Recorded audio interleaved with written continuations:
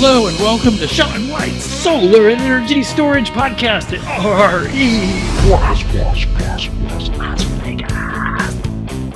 RE. We are recording live from the Power Up Live Pro Studio presented by Terra Hive. Thanks to RE Plus and Suncast Media for hosting us. And we are here talking to Gil Hough from TenneSEIA. What's up, Gil? Well, Sean, thanks so much for having me. Really appreciate being here today and excited to talk to you a little bit about TenneSEIA and the TVA solar market. All right. And, you know, I kind of remember about TVA. I think I had to study it in my history class, and I kind of forgot. I guess my teacher wasn't good enough because I don't remember things that I had to learn in sixth grade or whenever it was. So what is it, like Pete Seger? Does he have something to do with it? I don't know about that. It was part of the New Deal when, what was happening during the Great Depression times, actually, was electrification was only happening in the cities and not the rural areas. And they were suffering because of that to a large extent, not being modernized. So the government stepped in and created a federal utility, just broader than just a utility, to look out for economic development, electrification, river control. So it's a very unique entity and very unique solar and storage market. And so it's the 7-state region. It's all of Tennessee but one county, then a good slice of North Georgia, northern Alabama, about a third of Mississippi, 25% of Kentucky, and a few counties of Virginia and North Carolina. So you're kind of moving in on those other states, taking them over? Is that No, what it is? Just like Should we where start TVA exists. moving some borders? The rules are I'm all different. for it. Yeah. And so like the Georgia IRP doesn't cover the TVA area. The TVA IRP will cover that. So just planning and utilities is just unique. It's a long history of public power. And there's actually a TVA fence where TVA exists and private utilities exist has been set in law. So there's no expansion, but it is a larger territory. People come and talk to me to want to learn about the Tennessee market. And I say, well, there is no Tennessee market. There's a Tennessee Valley market. So if you're talking northern Alabama or a good chunk of Mississippi, Kentucky, it is TVA that sets the rules. So does Tennessee have this really big valley that encompasses different states then? Yes. Okay. Yep. Right. It's roughly the river valley set by the Tennessee River. Okay, good. Does that make you a valley guy? I guess it does. Yeah. Oh my God. No. And so it's all kind of interesting. So you said it goes back to the New Deal. And so that was, I guess, FDR. Correct. And that was at the end or during the Great Depression back in the 30s, I guess, something like that. And I think that's when my grandfather was building the Golden Gate Bridge with some of that probably New Deal money that was going into like building all this infrastructure. It was a unique time of federal investment into communities, direct federal investment. And I think both of those cases are great examples of that. So I guess the New Deal worked then? I do think it worked very well. Because we're not in the Great Depression anymore? Exactly. Although we were sliding in, I think, stagflation and some dangerous times at the moment, but we're definitely much better off today because I think a lot of those investments that did happen back then and do play a role. Yeah, I remember my grandparents who survived the Great Depression were penny pinchers. You know, they have a lot of money, and then they would be like, you better not order this at Denny's. May they all rest in peace. All four of my grandparents. And so, Gil, you are the executive director of TenneSEIA, and I've been fortunate enough to be involved with TenneSEIA doing some NEC code classes at your conferences. And maybe you could tell us a little bit about what's going on with TenneSEIA and what's going on with the TenneSEIA conference. I know that's coming up. It is indeed, and I'm excited to talk about it. And Sean, really appreciate you've been a great partner for a number of years, our featured trainer. On day 2 of the conference, we do have our training track where you run the ship, and I've always got great positive feedback for that. Really appreciate that. Thank you so much. Installers not having to travel to get their CEUs and get updated on what the latest and newest is always one of the benefits of the conference. So yeah, I mean, the Tennessee Valley is growing really rapidly. Like a number of regions right now. We're having a lot of manufacturing that's come in. We've had Nashville and Middle Tennessee in particular has been a huge growth area. Frankly, TVA is a little desperate for generation right now, after decades of flat growth. They're looking now to add as much generation as they can. And it's challenging today to build anything. But, I'm on the TVA IRP working group, the Integrated Resource Plan working group. that looks at the needs of future generation for up to 2035 and 2050. The draft IRP is out. I'm bound by plenty of non-disclosure agreements, but now that the draft is out, I can talk about it a little bit. And, it calls for up to 20 gigawatts of solar, up to 6 gigawatts of storage. It calls for a lot of natural gas and a little bit of modular nuclear and some other things too. But Tennessee and the Tennessee Valley has been a traditional slow market for solar and storage. We had a little bit always going on for a long time. TVA did make a number of investments and have a history of doing some good things over the years, but very small market in comparison to some of our neighbors.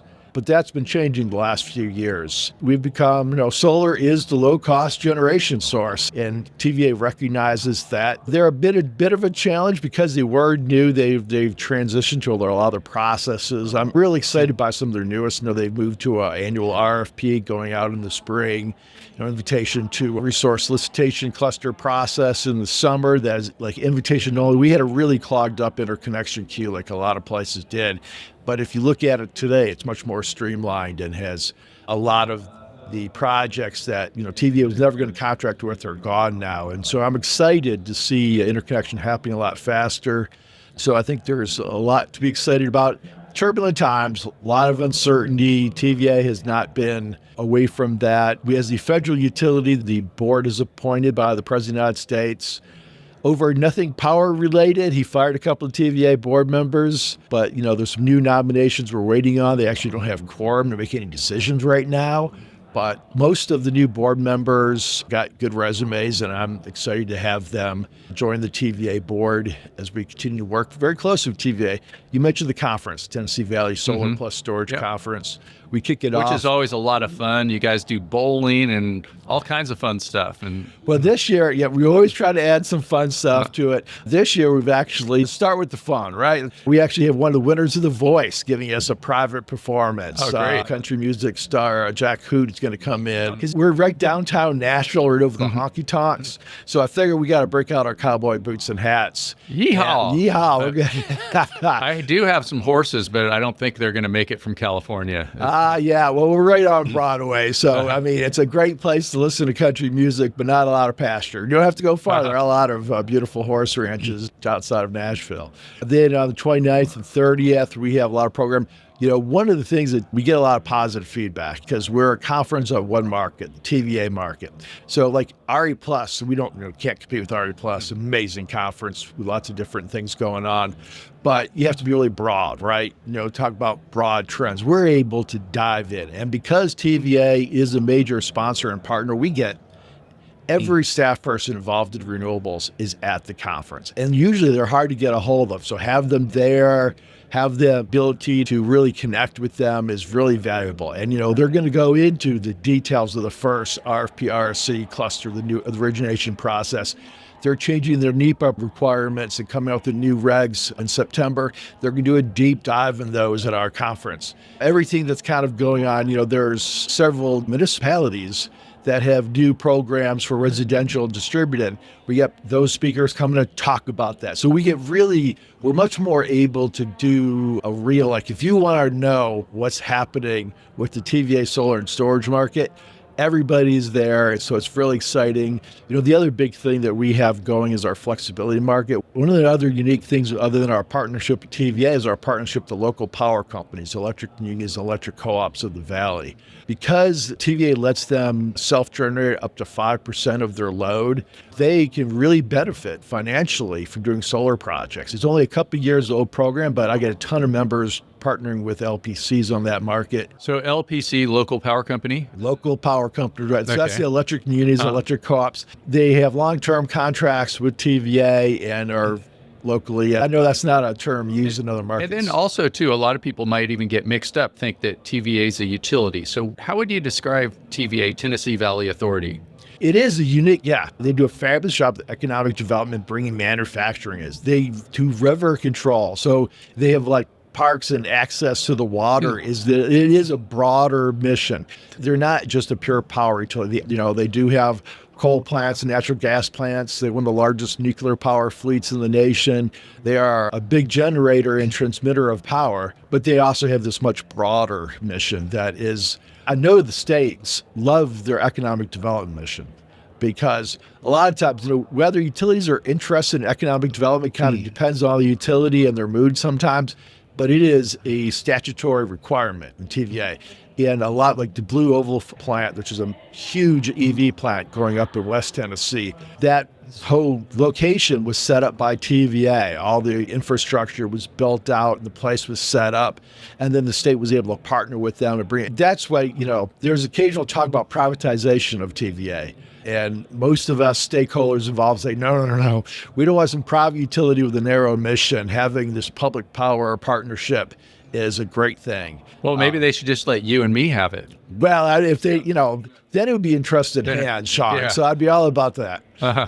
So it's not a utility. They do other kinds of projects and they generate electricity. Is it also like an independent system operator? Is it like a grid operator too, an ISO? It is a grid operator. It's a federal agency. So they're not bound by like FERC and stuff. FERC is a sister agency.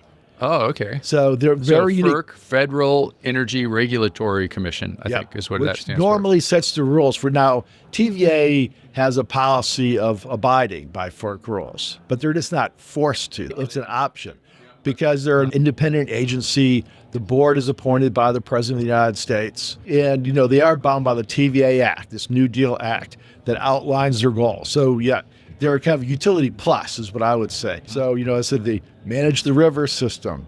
They do economic development. They generate power and transmit it to the local power companies that then distribute it to the local communities. So they manage a river system? Yes, the Tennessee Valley River System. Okay, what are some of those rivers? We interrupt you for a very important announcement. Sean White's Solar and Energy Storage Podcast has been brought to you by Sean White's Solar and Energy Storage Podcast. That's right, Sean White is sponsoring his own podcast, and he wants to remind you to go check out some of his classes. You can go to SolarSEAN, that's Solar, SEAN.com, and then click on the links to check out his classes. You can check out his heat spring classes, and you can also hire him to teach classes for you, like at your company, something like that. Now back to the show.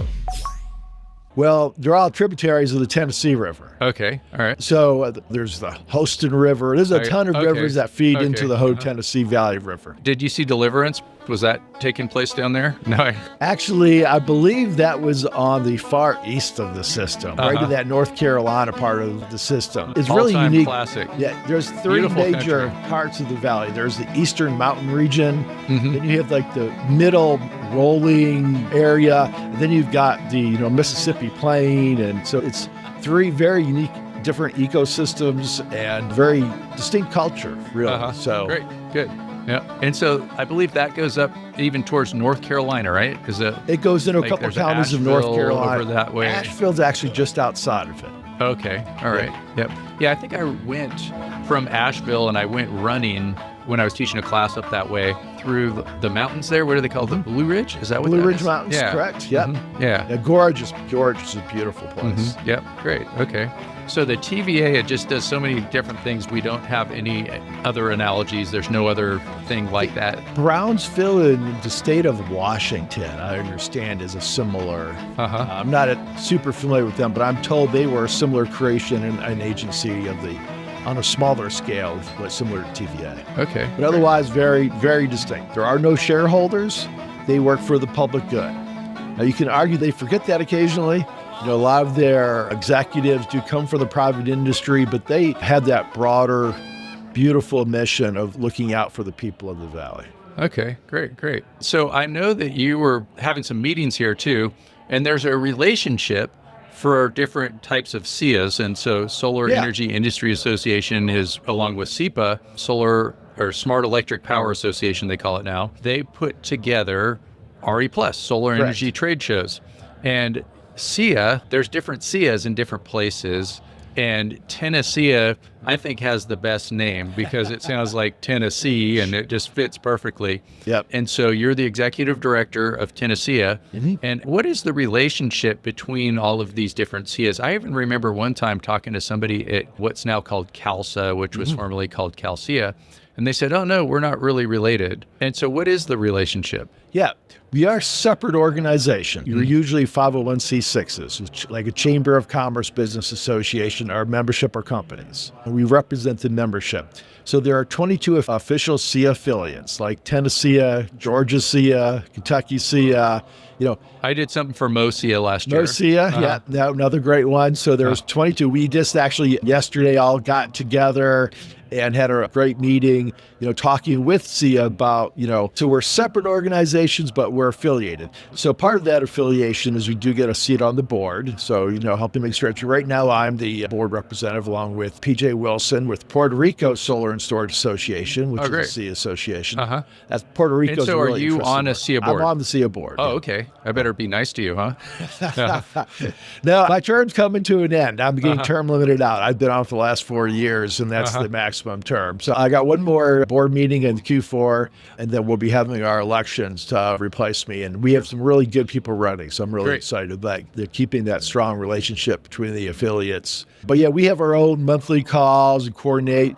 We don't compete with each other, right? Because we're all different markets. So we try to share best practices.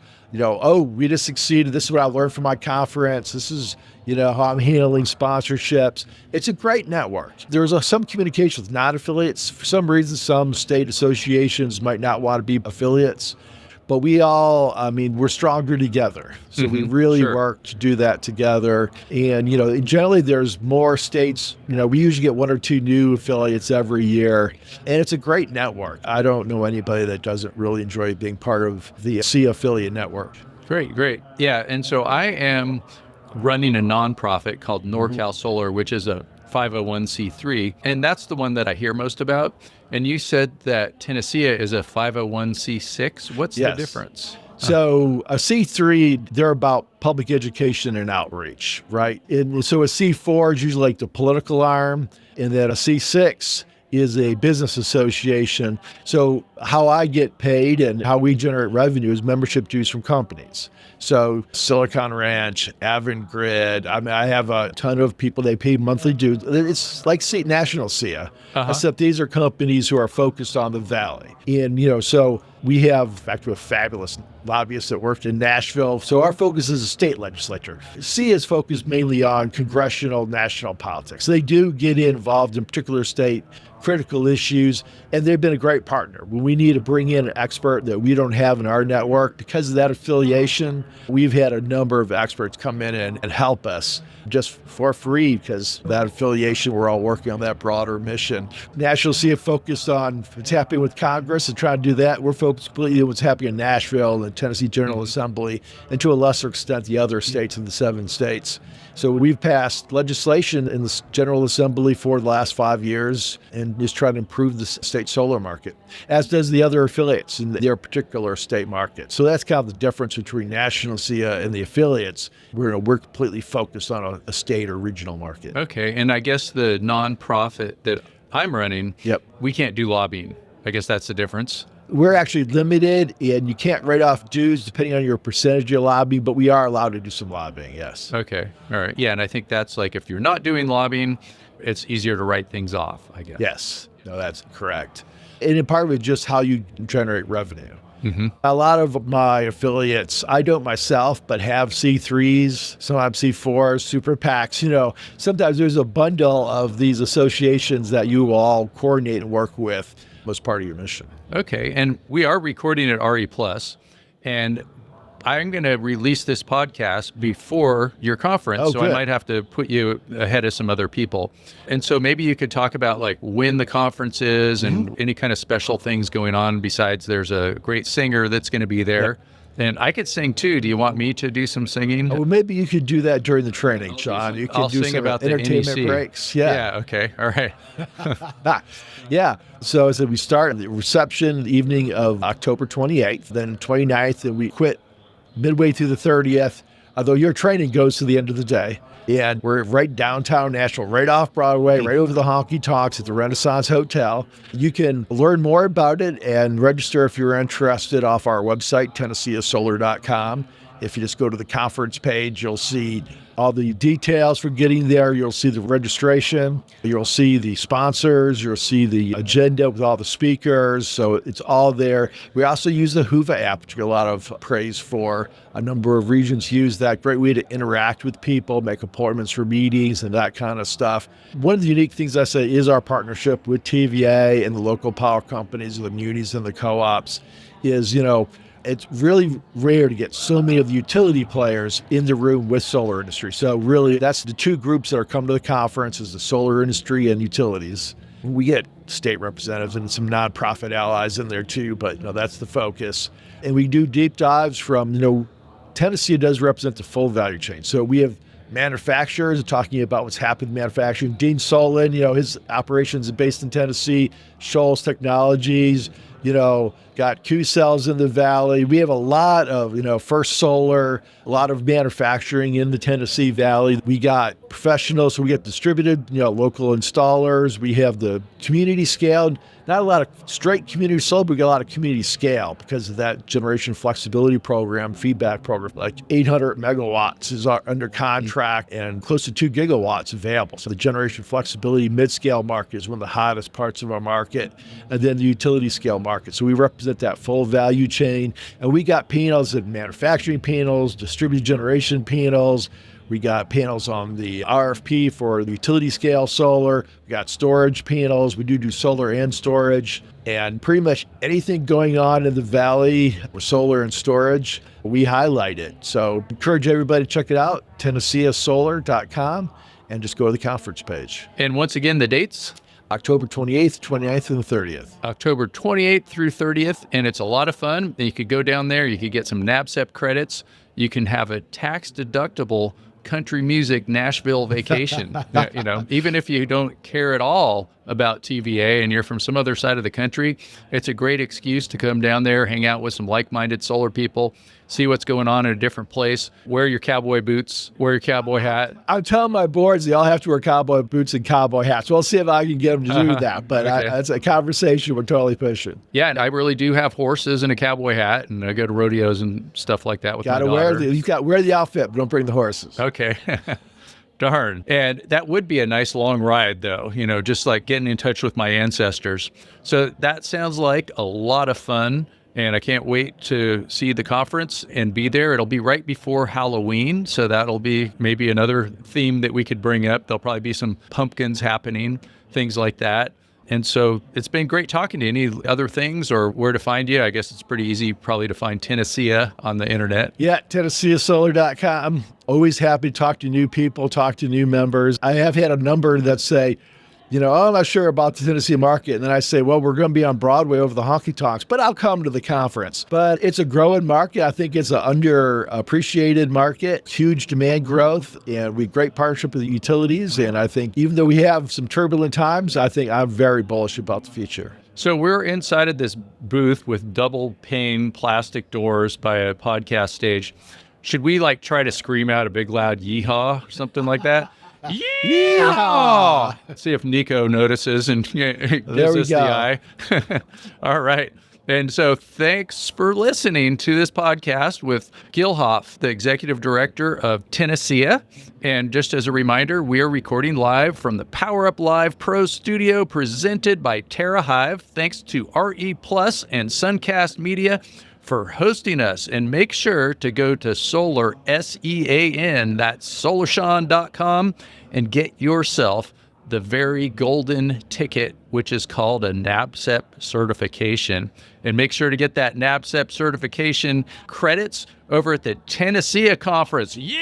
Yeah, thanks, Sean. All right, thanks a lot, Gil. Hey, this is Sean. I hope you enjoyed that podcast that we were recording over at RE Plus. And I just wanted to mention a little bit about this song that you've been hearing in the background a little bit and that you can hear in the background right now. It is a song that is recorded by a famous folk singer, Pete Seger, no relation to Bob Seger. He was a guy that used to hang out during the Great Depression with Woody Guthrie, the guy that wrote This Land Is Your Land. And he's also famous for a couple of other songs, one of them being called the TVA song. And he's popular for it. I always thought that he was the one that wrote the song, but actually it was written by somebody named George Rucker, who was a songwriter, but he wasn't a singer. In fact, George Rucker, who wrote the song, he was good with words, but Pete Seger was the guy that popularized this song. So some other things about Pete Seger is, after the Great Depression, he got caught up in the Red Scare. He was blacklisted. They took him to testify in Congress. He wouldn't plead the fifth, but he pleaded the first for free speech, and he actually went to jail. Just thought that was kind of interesting. So let's hear this song that we're talking about, the TVA song, and make sure to listen to these lyrics. It was down in the valley that's called Tennessee. Uncle Sam started something in the year 33. We dreamed a great dream then that's now here to stay.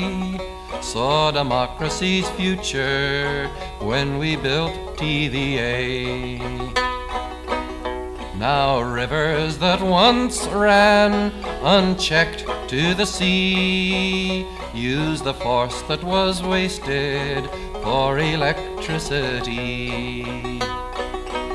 And rains that washed topsoil away in the night help turn the great turbines, turning dark into light.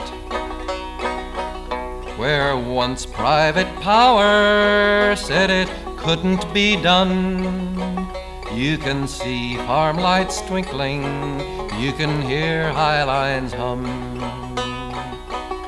Fertilizer and science are reclaiming the soil, and the REA co-ops help lighten the toil.